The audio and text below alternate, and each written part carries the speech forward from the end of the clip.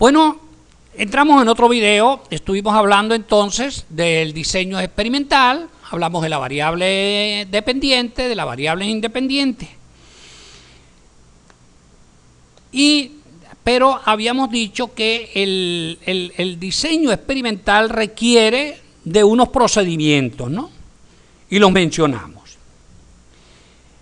Dicho de otro modo, el diseño experimental es un proceso que consiste en someter a un objeto o grupo de individuos a determinadas condiciones o estímulos para observar los efectos que se producen, para observar los efectos que se producen. Entonces vamos a ver una cosa. Cuando una persona o grupo de personas se somete a unos estímulos, ¿eso qué es? Esa es la variable independiente. Los efectos que producen esos estímulos viene a ser la variable dependiente. Esta investigación experimental se diferencia de la de campo ¿en qué?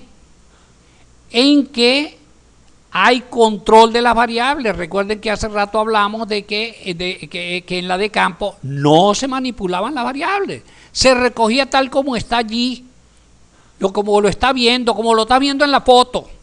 En este caso, como lo está viendo en la foto o en las fotos. En cómo lo están viendo las diferentes personas, los especialistas en la foto o en las fotos. Vamos a ver un ejemplo más de esto de variable independiente y dependiente.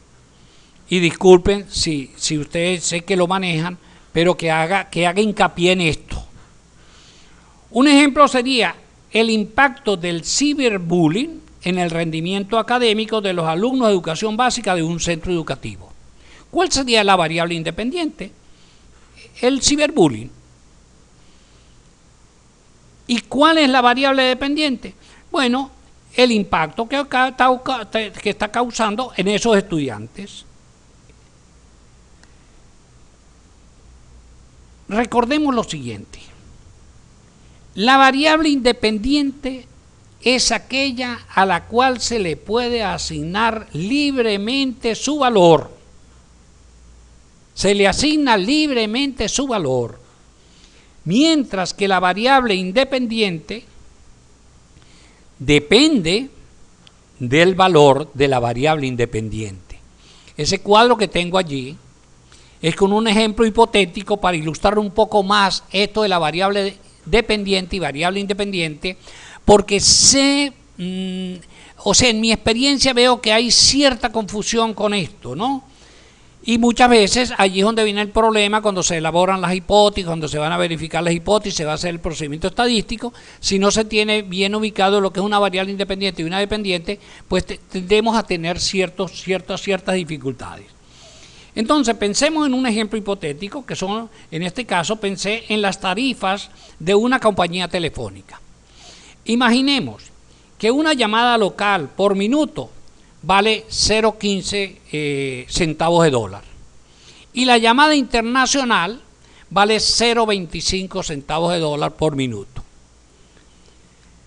Si la persona utiliza 2 minutos y la llamada es local, pues debe pagar 0,30 centavos de dólar, es decir, 2 por 0,15. Pero si la llamada es internacional y dura 2 minutos, tendrá que pagar 0,50 centavos de dólar, es decir, 2 por 0,25. Si la llamada dura 3 minutos y es local, debe pagar 0,45 centavos de dólar, es decir, 3 por 0,15. Si la llamada es internacional, pues va a pagar 0,75 centavos de dólar, porque 3 por 0,25 nos da 0,75. Entonces, en el ejemplo se observa que la duración de la llamada en minutos se puede aumentar o disminuir libremente. ¿Y qué es eso? Esa es la variable independiente. Pero el precio de la llamada, ¿de qué va a depender? De los minutos, y esa es la variable dependiente.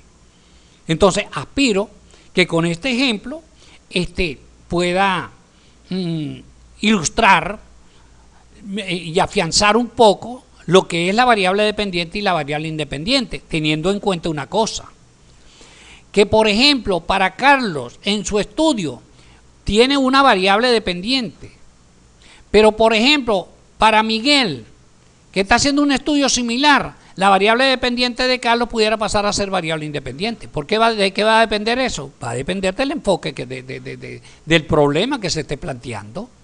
¿Están viendo? Ahora bien, el diseño cuasi experimental se utiliza cuando no es posible asignar al azar o aleatoriamente los sujetos a los grupos de investigación que recibirán el tratamiento experimental. Por ejemplo, ustedes van a hacer un estudio en una escuela, en un centro educativo. Y lo van a hacer, por ejemplo, con los 3 primeros años de educación básica. Ustedes pueden llegar y seleccionar aleatoriamente las aulas y asignarle tratamiento a las aulas aleatoriamente, pero no pueden asignar grupos, los estudiantes, a esos grupos experimentales. ¿Por qué? Porque ya esas secciones están construidas, están elaboradas por el personal fueron construidas, sí, fueron incorporadas, elaboradas, estructuradas, de acuerdo con unos criterios que tiene el Ministerio de Educación de su país, que posiblemente sean las medidas antropométricas, es decir, la talla, el peso, la edad. Entonces los más chiquititos, por ejemplo, los más pequeños, están en la sección A, por decir algo. Ese es el criterio que utiliza en Venezuela.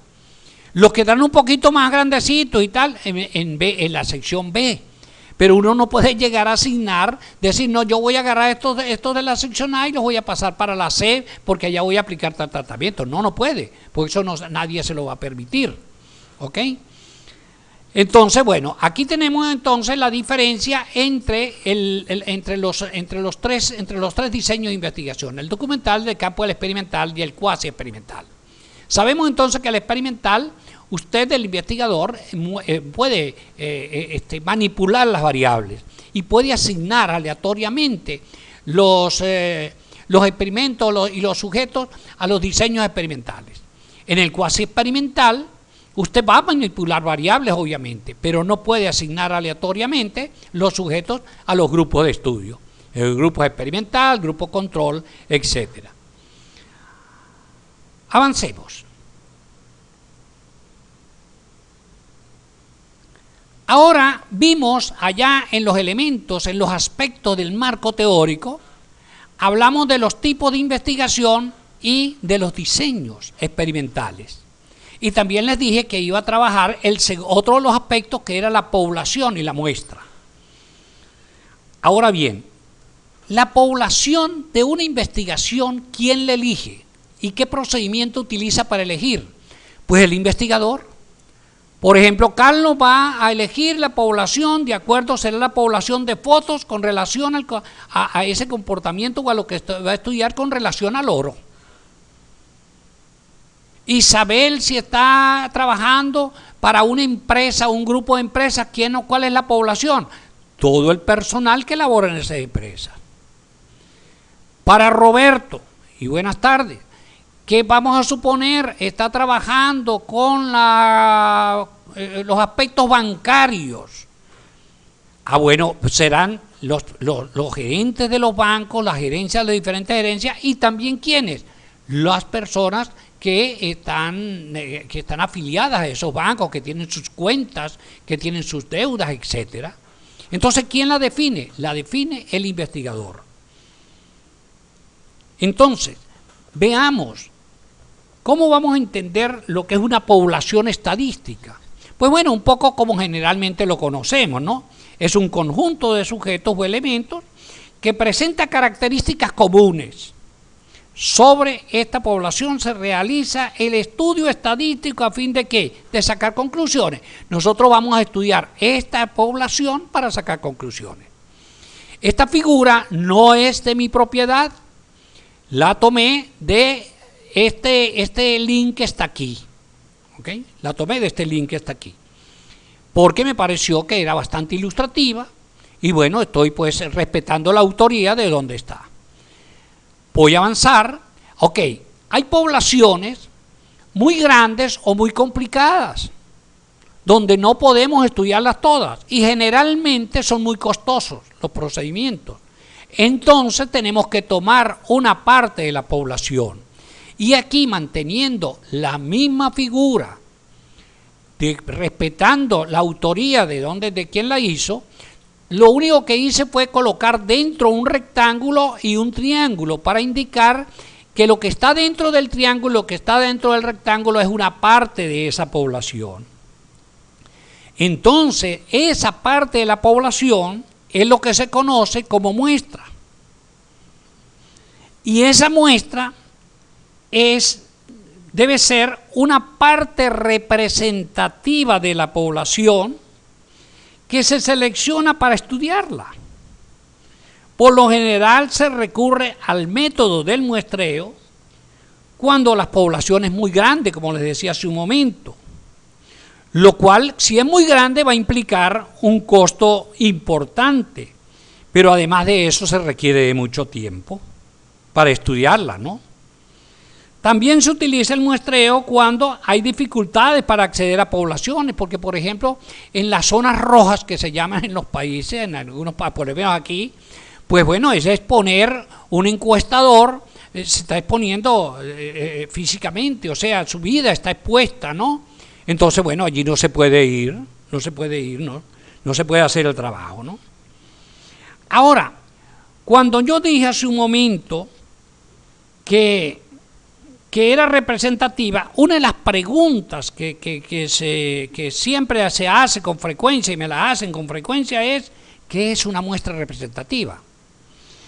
Pues es la imagen fiel de la población en lo que respecta a las características que se van a estudiar. Y esto se logra determinando un tamaño de muestra adecuado y eligiendo aleatoriamente los individuos o elementos del estudio. Voy a detener un poco el video acá porque se me fue el tiempo, ¿no? Muy largo.